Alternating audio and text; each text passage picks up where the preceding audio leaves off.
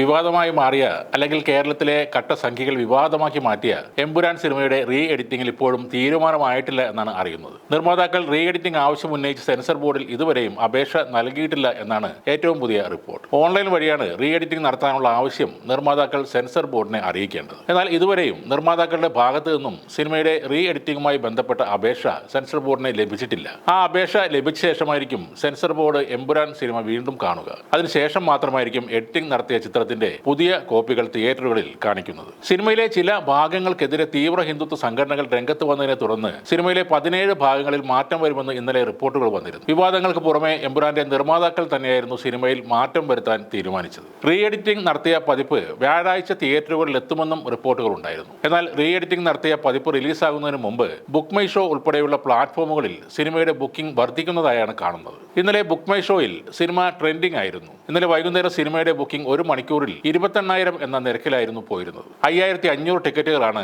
Last 1 മണിക്കൂറിനുള്ളിൽ വിറ്റുപോയത്. ഗുജറാത്തിൽ 2002 നടന്ന കലാപമാണ് സിനിമയുടെ ആദ്യത്തെ 20 മിനിറ്റിൽ കാണിക്കുന്നത്. ആ കലാപത്തിന് കാരണക്കാരായ വ്യക്തികളാണ് ഇന്ന് രാജ്യം ഭരിക്കുന്നതെന്ന പ്രസ്താവനയടക്കം എമ്പുരാനിൽ ഉണ്ടായിരുന്നു. അതോടെ വ്യാപകമായ സൈബർ ആക്രമണമാണ് ഈ ചിത്രം നേരിട്ടത്. എന്തായാലും സിനിമ സംഘപരിവാർ വിവാദമാക്കിയതോടെ പലരും മറന്നു തുടങ്ങിയ ഒരു കലാപം വീണ്ടും ചർച്ചയായി മാറി. അതിലെ പ്രധാനിയായ ബാബു ബജ്രംഗി ജീവപര്യന്തം കഠിന തടവിന് ശിക്ഷ അനുഭവിച്ചു വരുന്ന ആളാണ്. എങ്കിലും ഇപ്പോൾ പരോളിലാണ്. ഇപ്പോൾ മാത്രമല്ല, 2014 മോദി സർക്കാർ വന്നതിന് ശേഷം ഭൂരിപക്ഷം സമയവും ഇയാൾ പരോളിലായിരുന്നു. ഇങ്ങനെ പരോളിൽ വന്നപ്പോഴാണ് ഒരിക്കൽ തെഹൽക്ക നടത്തിയ ഒരു സ്റ്റിംഗ് ഓപ്പറേഷനിൽ ഒളി ക്യാമറയിൽ ബാബു ബജ്രംഗി കൂട്ടക്കൊലയിൽ തന്റെ പങ്കിനെക്കുറിച്ച് പറയുന്നത്. തന്നെ സഹായിക്കാൻ വേണ്ടി നരേന്ദ്രമോദി 3 തവണ ജഡ്ജിമാരെ മാറ്റി തന്നു എന്നും ആ വീഡിയോയിൽ ബജ്രംഗി അവകാശപ്പെടുന്നു. കലാപത്തിൽ ബാബു ബജ്രംഗിയെ പറ്റി കേട്ടവർ ഒപ്പം കേൾക്കേണ്ട മറ്റൊരു പേരുകൂടെയുണ്ട്. അതാണ് മായ കോട്നാനി. കൂട്ടക്കൊല ആസൂത്രണം ചെയ്തവരിൽ പ്രധാനി എന്നറിയപ്പെടുന്ന ഇവർക്ക് 28 വർഷമാണ് തടവ് ശിക്ഷ ലഭിച്ചത്. പിന്നീട് ഗുജറാത്ത് ഹൈക്കോടതിയാണ് ഇവരെ വെറുതെ വിട്ടത്. കലാപത്തിന് മുമ്പ് 75,000 വോട്ട് ഭൂരിപക്ഷത്തിൽ നരോദയിൽ നിന്ന് ജയിച്ചവർ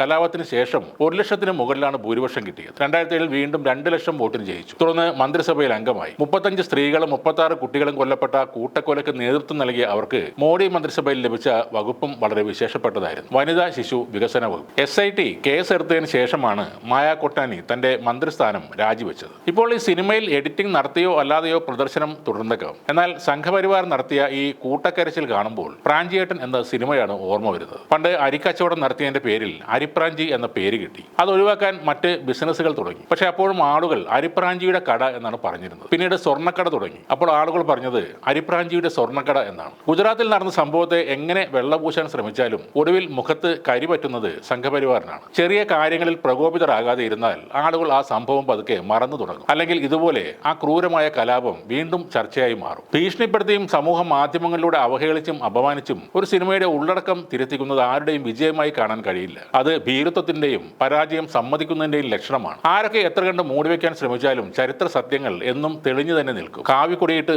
മൂടിയാലും രക്തത്തിന്റെ കറ അവിടെ നിങ്ങൾക്ക് കാണാനും കഴിയും.